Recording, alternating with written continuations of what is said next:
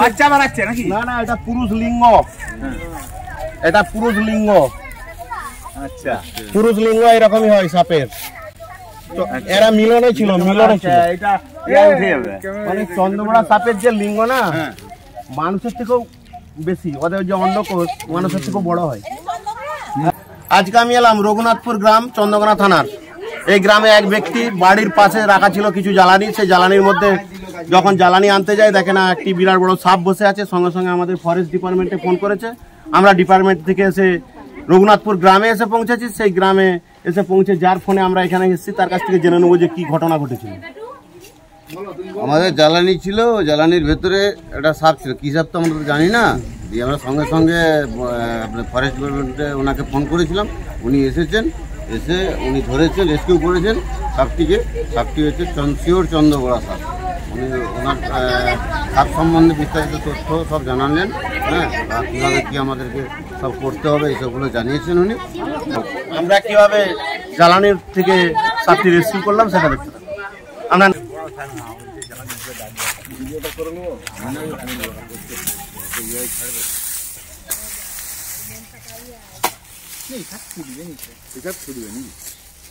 তোমরা টাইম বলে এবার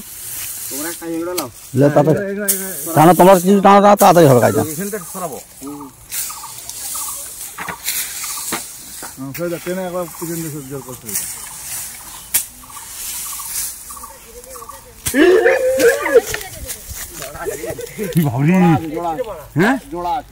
ভাবলি আমার পায়ের কাজ দিয়ে গেল জি গো।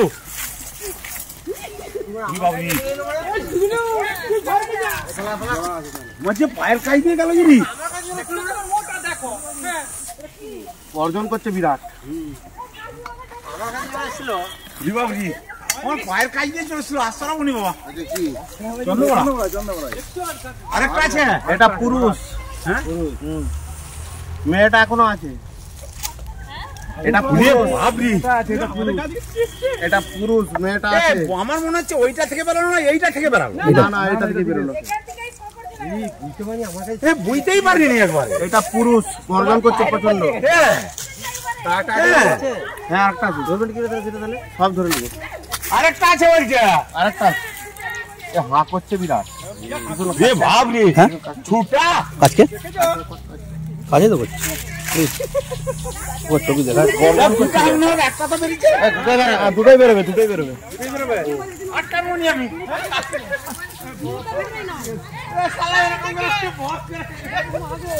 আমি এখানে দাঁড়িয়েছিলাম তো। এটা পুরুষ। হ্যাঁ, আরেকটা এটা কী সাপ বলে? বলে যাবো, সব বলে যাবো।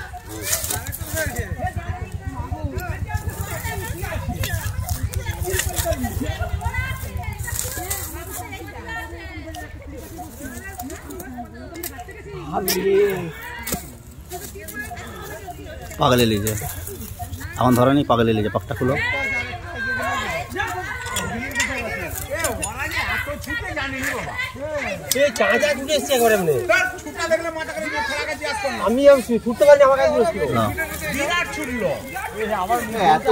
না এটা পাই করে দিব।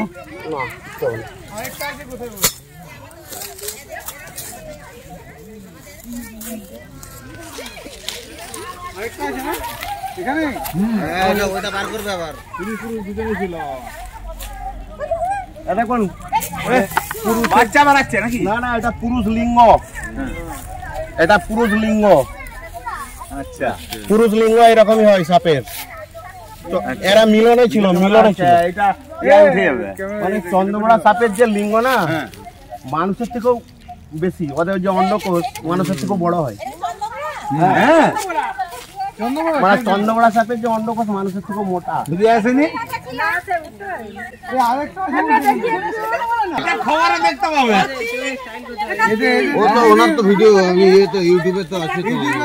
আরে আপনাকে আগেও আমি সাপ ধরতে দেখেছি এই টিভিতে। আমি 21 বছর ধরছি। 21 বছর আমাকে 18-20 বার কামড়িয়েছে। তাই পাঠে আমি তো বেশ টানছি দাদা, ওইখানে টানছি, আমি এখানে টানছি।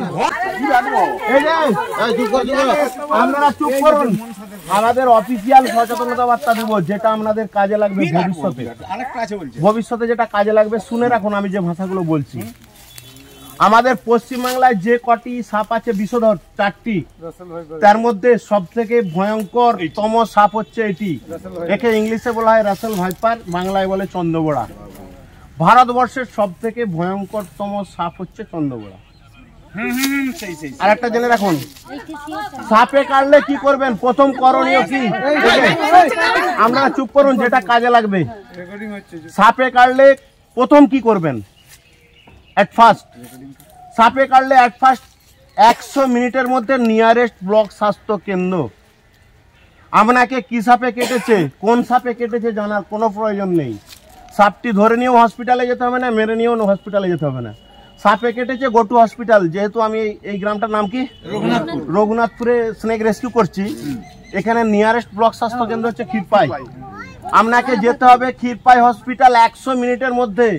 সাপে কাটলে পার সেকেন্ড পার মিনিট একটা সাপে কাটা রোগীর পক্ষে খুবই গুরুত্বপূর্ণ।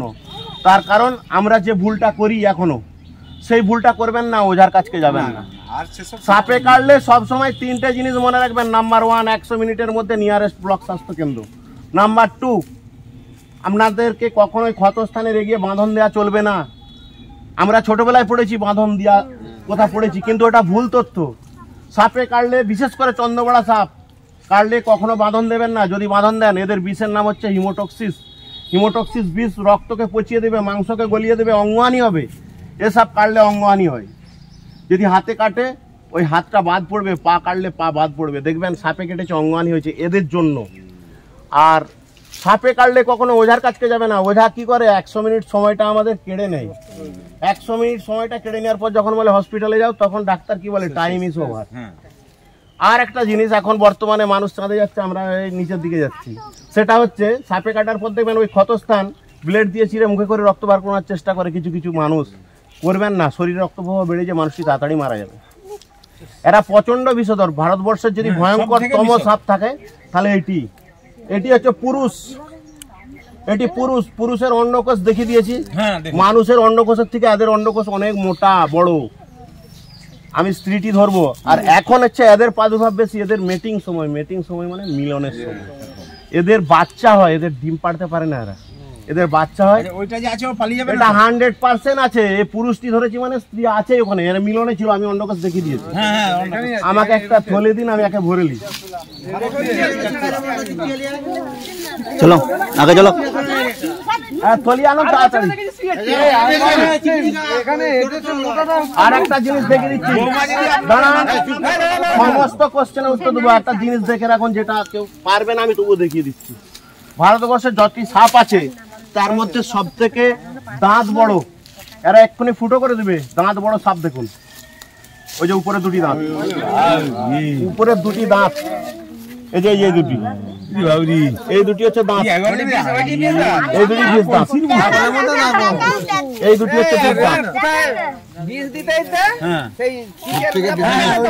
সবথেকে ভয়ঙ্করতম এবং বিষধর সাপ হচ্ছে ভারতবর্ষের চন্দ্রবোড়া। যুদ্ধ করেই তো বেঁচে আছি। আর এর সাথে প্রাদুর্ভাব বেশি। আমাদের ভারতবর্ষে স্নেক বাইটে যে কটি মারা যায় তার অর্ধেকের বেশি হচ্ছে এই সাপ।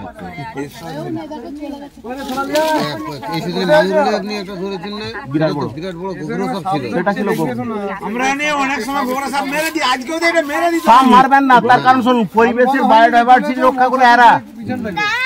ক্যান্সার পেশেন্টের কেমো এর বিষ, যার জন্য গভর্নমেন্ট এত ভয়ঙ্কর, তাহলে একে বাঁচাচ্ছে কেন? আমাদের একটাই ডিউটি, সেটা হচ্ছে একে ভালো করে ধরা, যত্ন করে ওকে জঙ্গলে ছেড়ে দেওয়া।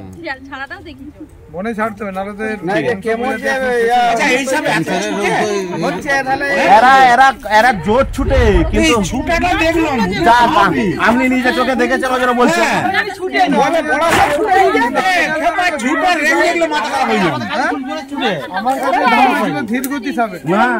কি দেখলেন আজ? আমি সরাচ্ছি চোখের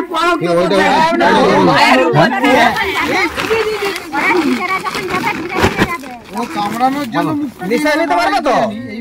আচ্ছা, আর একটা দেখা যায় বাঁকিয়ে কামড়ায়।